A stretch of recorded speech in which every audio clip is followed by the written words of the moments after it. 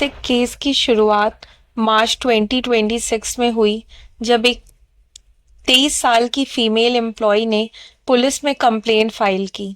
उसने एलिगेशन लगाया कि उसके कोलीग दानिश शेख ने उससे रिलेशनशिप में लाकर शादी का झूठा प्रॉमिस किया और उस बेसिस पे फिजिकल रिलेशन स्टैब्लिश किए।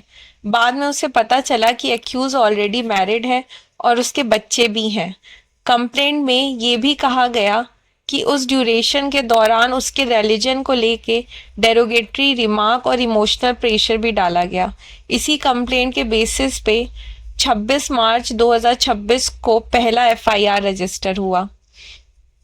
एक एफआईआर से 9 एफआईआर तक। ये केस एक सिंगल कंप्लेंट तक लिमिटेड नहीं रहा। सिर्फ कुछ दिनों में ही टोटल 9 एफआईआर रजिस्टर हो गई, जो अलग अलग एम्प्लॉयज़ ने फाइल की। ये complaint mainly young women employees की तरफ से आई, जिन्होंने वर्क प्लेस के under sexual harassment, intimidation, inappropriate behaviour और रिलीजियस कमेंट का एलिगेशन लगाया। ये इंसिडेंट एलिजिडली 2022 से 2026 तक चल रहे थे, जिससे पुलिस को लगा कि ये एक आइसोलेटेड इंसिडेंट नहीं बल्कि पैटर्न हो सकता है। एलिगेशन का नेचर क्या था? 2 मेजर एंगल निकल के आते हैं। सारी एफआईआर्स को देखा जाए तो एलिगेशन ब्रॉडली 2 कैटेगरीज में आते हैं। First, sexual harassment at work place. इसमें इंक्लूड है lewd comment, unwanted touching, stalking, personal question और फीमेल एम्प्लॉयज़ को अनकंफर्टेबल सिचुएशन में डालना। कई कंप्लेनेंट्स ने कहा कि उन्हें रिपीटेडली टारगेट किया गया और उनके साथ ह्यूमिलिएटिंग बिहेवियर हुआ। Second, religious sensitivity slash pressure एलिज्ड। कुछ एफआईआर्स में ये भी एलिगेशन है कि एक्यूज ने रिलीजन के बारे में कमेंट्स किए, कंपैरिजन किए या कुछ प्रैक्टिसेस फॉलो करने के लिए एनकरेज किया। एक मेल कंप्लेनेंट ने यह भी एलिगेशन लगाया कि उससे रिलीजियस प्रैक्टिस फॉलो करने के लिए प्रेशर डाला गया। लेकिन ये इम्पॉर्टेंट है कि अभी इन्वेस्टिगेशन चल रही है कि कोई ऑर्गेनाइज कन्वर्जन रैकेट था या नहीं। ये सब एलिगेशन अभी इन्वेस्टिगेशन के स्टेज पे हैं। पुलिस ने क्या एक्शन लिया और एसआईटी फॉर्मेशन। केस की सीरियसनेस को देखते हुए नासिक पुलिस ने एक स्पेशल इन्वेस्टिगेशन टीम एसआईटी बनाई। एसआईटी का काम था सारी एफआईआर्स को क्लब करके डिटेल्ड इन्वेस्टिगेशन करना। पुलिस ने स्टेटमेंट रिकॉर्ड किए, डिजिटल एविडेंस कलेक्ट किए और वर्क प्लेस एनवायरनमेंट एग्जामिन किया। रिपोर्ट्स के मुताबिक पुलिस ने प्लेन क्लोथ ऑफिसर्स को भी डिप्लॉय किया ताकि ग्राउंड रियलिटी समझ सकें। इन्वेस्टिगेशन के दौरान कई एक्यूज को अरेस्ट किया गया और नए कंप्लेंट्स भी सामने आते गए। अरेस्ट एक्यूज का और उनका रोल। अब तक 7 से 8 एम्प्लॉयज़ अरेस्ट हो चुके हैं, जिसमें कुछ टीम लीडर और सीनियर स्टाफ भी शामिल हैं। नाम इंक्लूड करते हैं जैसे कि दानिश शेख, तौसिफ अख्तर, रजा मेमन, शाहरुख कुरैशी, सैफी शेख, आसिफ अंसारी और Ashwani Chenani HR linked role. एक इम्पॉर्टेंट नाम है निदा खान, जो पहले एफआईआर में नेम्ड है। उस पर एलिगेशन है कि उसने कंप्लेनेंट को इन्फ्लुएंस किया और रिलीजियस रिमार्क दिए। Work system failure, posh angle. इस केस का एक मेजर इशू है posh, prevention of sexual harassment mechanism का फेलियर। कई कंप्लेनेंट्स ने बोला उन्होंने कंप्लेन करने की कोशिश की पर एक्शन नहीं हुआ, या वो कंप्लेन ही नहीं कर पाए जॉब लॉस के डर से।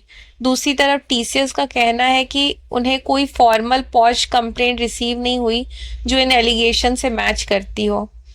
इससे एक बड़ा क्वेश्चन उठता है कि इंटरनेट कंप्लेंट सिस्टम इफेक्टिव था या नहीं।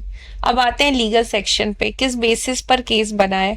एक्यूज के खिलाफ जो लीगल फ्रेमवर्क अप्लाई हुए हैं वो मेनली भारतीय न्याय संहिता बीएनएस के प्रोविजंस के अंडर है, जैसे कि sexual harassment, false promise of marriage, sexual relation, outraging religious sentiments, criminal intimidation, stalking, section 3(5) common intention group involvement. Section 3(5) का यूज ये शो करता है कि पुलिस देख रही है कि क्या ये एक्ट्स कोऑर्डिनेटेड ग्रुप बिहेवियर थे।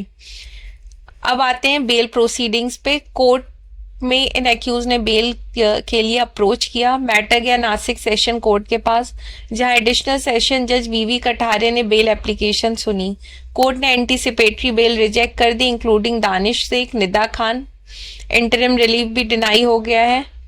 कोर्ट के मेन रीजन था एलिगेशन का सीरियस नेचर, मल्टीपल एफआईआर यानी कि पैटर्न था कंडक्ट का, इन्वेस्टिगेशन अभी इनिशियल स्टेज पर है, विटनेस इन्फ्लुएंस या एविडेंस टैम्परिंग का रिस्क। कोर्ट ने ऑब्जर्व किया कि ऑफेंस वाइड सोशल इम्पैक्ट रखते हैं, इसलिए अभी बेल देना अप्रोप्रिएट नहीं है। निदा खान की क्या पोजीशन थी इन सब में, अरेस्ट हुआ या नहीं? निदा खान ने एंटीसिपेटरी बेल मांगी थी प्रेगनेंसी के ग्राउंड पे, कोर्ट ने इंटरिम प्रोटेक्शन डिनाई कर दिया। इसका मतलब उन्हें अरेस्ट से इम्यूनिटी नहीं मिली, पुलिस उन्हें अरेस्ट कर सकती है। रिपोर्ट के मुताबिक पुलिस टीम उन्हें ट्रेस कर रही है। फाइनल अरेस्ट स्टेटस इन्वेस्टिगेशन के प्रोग्रेस पर डिपेंड करता है। Media narrative versus legal reality. जैसे ही केस पब्लिक डोमेन में आया, मीडिया और पॉलिटिकल डिबेट्स में से काफ़ी एम्पलीफाई किया गया। टर्म जैसे कि कॉरपोरेट जिहाद, कॉरपोरेट कॉन्स्पिरेसी, लव जिहाद जैसे टर्म यूज़ होने लगे। लेकिन इम्पॉर्टेंट पॉइंट ये है कि अभी इन्वेस्टिगेशन चल रही है और पुलिस को अभी कोई ऑर्गेनाइज कॉन्स्पिरेसी कॉन्क्लूसिवली प्रूव करना बाकी है। Larger legal and social issue, ये केस सिर्फ एक क्रिमिनल केस नहीं है बल्कि कुछ बड़े क्वेश्चन रेज करता है, जैसे कॉरपोरेट इंडिया में पॉश कंप्लायंस कितना इफेक्टिव है, कब work place misconduct criminal offence बन जाता है, इंटरफेथ रिलेशनशिप को लॉ कैसे ट्रीट करता है, मीडिया का रोल क्या होना चाहिए ऑनगोइंग इन्वेस्टिगेशन में। प्रेजेंट स्टेटस है कि अभी केस एसआईटी इन्वेस्टिगेशन स्टेज पे है, मल्टीपल एक्यूज कस्टडी में है, बेल एप्लीकेशन चल रही है और एविडेंस कलेक्ट हो रहे हैं। फाइनल ट्रुथ कोर्ट ट्रायल के बाद ही डिसाइड होगा। टीसीएस नासिक केस एक एग्जाम्पल है जहाँ एक पर्सनल कंप्लेंट से शुरू हुआ मैटर एक मल्टी लेयर्ड क्रिमिनल, कॉर्पोरेट और पब्लिक डिबेट केस बन गया। अब असली सवाल ये है कि फैक्ट्स क्या प्रूव होंगे कोर्ट में और नैरेटिव कितना टिक पाएगा एविडेंस के सामने। For more such legal update please like, share and subscribe Lawcum, understanding law beyond headlines.